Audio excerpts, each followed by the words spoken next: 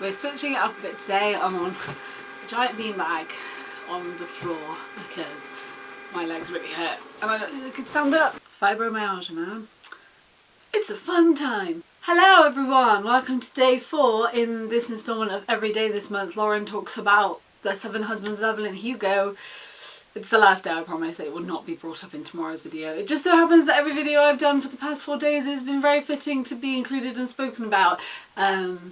So there we go. Today I'm going to talk about some of my favourite books with bisexual characters, with bisexual representation, and books that I really liked and thought explored that really well. And I'm very excited about this one. So the first thing that we're going to talk about, just to get out of the way, is The 7 Husbands of Evelyn Hugo by Taylor Jenkins Reid, which, like I said, I've spoken about in every video so far this month. Have a review of it that I posted yesterday. You can go check that one out.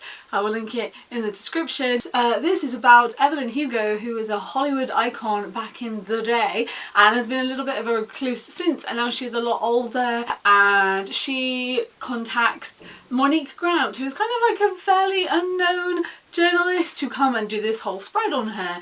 And when she gets there, she tells Monique, actually we're not going to be doing that, you're going to write my biography instead, and we're going to do that together. And it's everything that unfolds from there, and we find out what happened in Evelyn's life from her perspective and everything that went down, rather than kind of just the rumours that people said about her and kind of the things people said about the fact that she was married 7 times. This book is absolutely amazing. I think the bisexual rap is really good in it. Evelyn shuts down any kind of question about it by saying, like, don't ignore half of me so you can put me in a box. And I just think this book is done so well, it's written so well, and has an amazing story and amazing rep, and just so good. So this is very good, and I promise I'll stop talking about it now. Then we have All the Invisible Things by Orla Collins. This is one that I am currently halfway through reading, but I still wanted to include it because I am enjoying it so far, but I haven't read all of it. So if this story ends really badly or goes very downhill, don't blame me for talking about it because I haven't got to that bit yet. Okay, thank you. No, I've heard lots of good things about this book, which is why I ended up picking it up. I really like this one because it is actually set in London, and I feel like I don't really tend to read many,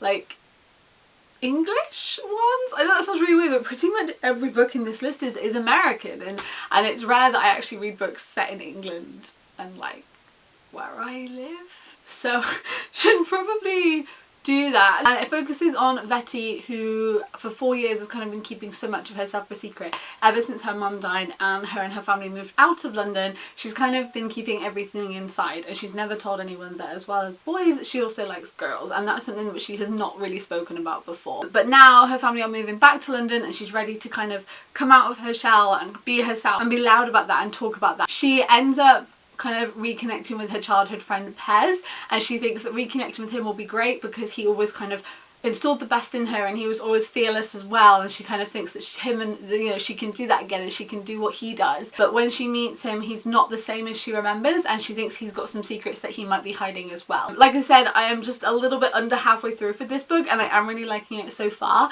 I really do like the representation that is in this one, and I am enjoying it, but I'll keep you posted for how it ends and how I feel about the end of it. But this is another one that I thought I would mention as well. The next one that we have is The Devouring Great by Christine Lynn Herman. This book has tons of bisexual characters in it, which I didn't know until I actually read this book, so passing that on to you as well. This book is good for fans of Stranger Things, for fans of Riverdale, particularly season 1 of Riverdale, and it is about Violet, who leaves the city to move to rural New York, which I love, and I love that that was an area that we got to see in this book. She's like sort of trying to fit into this new place. It doesn't help that she's a descendant of one of the founders of this town. She ends up meeting the descendants of the other founders of this town. They kind of weird stuff starts to go down, and everything starts to kind of unfold within this story and within these kind of strange happenings in the town. I really liked this book as well. I gave it 3.5 out of 5 stars. It's definitely one that I would recommend, and I think if you're into kind of that kind of like horror-y, thriller-y, creepy, weirdy,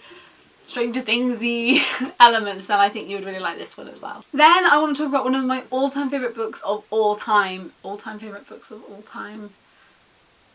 That was too many all times. I actually spoke about this book in one of my other videos, and so many people said they'd never heard of it, so I wanted to mention it again just because it's fabulous, and I feel like if people haven't heard of it, you need to see this one. You need to, like, read it, like, please. Our Imperfect Universe by Robin Talley. I just want to say that Robin Talley is one of my favourite authors ever. Every book she's ever written I have loved to pieces. She is absolutely fantastic. Please go and read her books. They always have such fantastic stories, fantastic representation, fantastic characters, fantastic writing, and she's so good and genuinely one of my all-time favourite writers. I love the way that she tells stories. Our Imperfect Universe focuses on 15-year-old Akai, who has always known that she is bisexual, but she's never been able to kind of actually put that into practice. She's never had a girlfriend, she's never kissed a girl, that's something that hasn't happened to her yet. So when she goes away to a small Mexican town for the summer on a group trip, she ends up meeting Krista, and it's everything that unfolds from there, and it's kind of exploring yourself, coming out, family, friends, and everything that comes on with that. And I love this book. I think this book explores so many really important aspects of a FF relationship, which is never really properly explored in books, and I feel like it was just done so incredibly well and written so well, and I cannot sing this book's praises enough. This book is so good, and I want everyone to read it. It's absolutely fantastic, and please just go and check out everything that Robin Talley's ever written. Like, she's just fabulous, and I absolutely love this book. This was the first book of hers that I read, and I just fell in love with it when I did. Then we have The Gentleman's Guide to Vice and Virtue by Mackenzie Lee, which is one of my all-time favourite books ever. I just love this book to pieces. This is another one which is set in England, but it's set in the 1700s in England, so it's not like modern day England. And this focuses on Monty, Henry Montague, who is just fabulous. Monty is bisexual. He talks about liking boys and girls, and his dad is a lord, and Monty is expected to take over the estate and learn how to be a proper gentleman, which he is not. He is just wonderful. So as his last kind of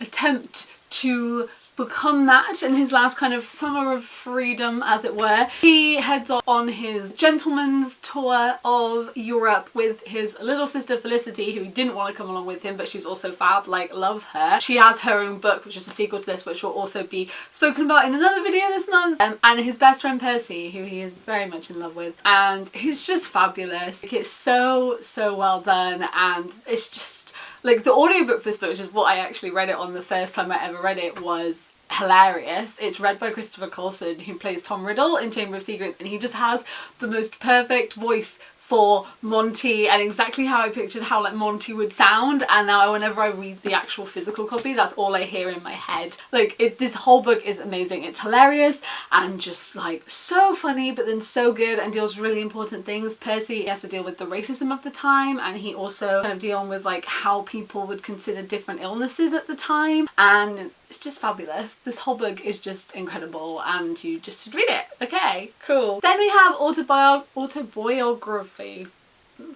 Then we have oh my god, why can't I say this name? Then we have Autobiography by Christina Lauren, and Christina Lauren is actually two different authors, one called Christina, one called Lauren, and this book is about Tanner, who was openly bisexual, but then him and his family moved to a smaller town which is a little bit more conservative, a little less accepting, so he kind of gets pushed back into the closet a little bit. He now has one semester left of high school, and that's about it, and then he can get out of there and go somewhere else.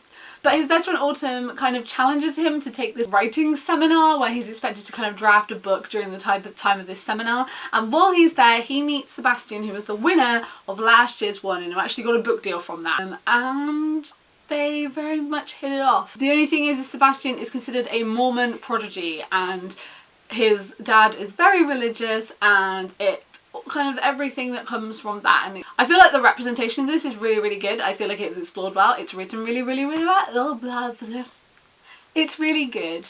I also really loved how religion was brought into this and explored in this, and it wasn't necessarily an inherently negative thing. It wasn't, religion is awful and hates everything, but it did sort of explored both sides of that, the negative sides that come from that, because obviously there is a lot of negativity that's against people from the LGBTQ+ community, but Sebastian also explores parts of himself, and he says that God loves me how I am, and this is how he made me, and if this is how he made me, then he's gonna love me for that. And I really liked that, and I loved seeing that positivity explored in this as well. I just feel like overall this book was done really well. And then finally we have Ramona Blue by Julie Murphy, and this is one which had mixed reviews. Some people didn't like it, but then some people really loved it. Personally, I really liked what happened with this book, and it really showed how sexuality can be fluid. So it starts off with Ramona, who has just had a summer girlfriend. She's left now, they've got broken up. Ramona the one thing that she's sure of is that she likes girls, and that's like 100% something that she is completely sure of. But then she gets reunited with her childhood friend Freddie,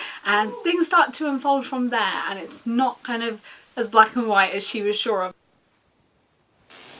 The one thing that I did really appreciate with Ramona Blue is that I just really liked the way Ramona was kind of exploring all these aspects of herself. And Julie Murphy is a bisexual author writing about bisexual character, and I feel like she captured that kind of those thoughts well, and some of the thoughts that Ramona had well, and just sort of showed that interesting exploration of sexuality. I think some of the criticisms were they was kind of like erasing that. The way I saw it was the main thing that she was sure of the whole time is that she did like girls. The thing she was unsure of was this new side of it, and kind of exploring it and how she felt about that.